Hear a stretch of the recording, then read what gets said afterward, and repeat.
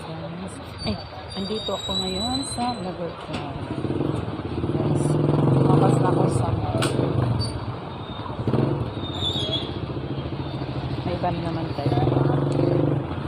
Busy ako kasi may pinuntahan lang ako na pinaka-importante. Kaya ngayon nagawa na lang ako ng video.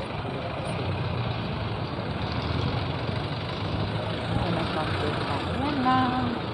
Ito ang top Laboratory.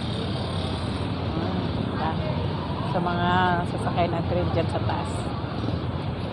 Sobrang init guys. Ito ang sentro ng Laboratory.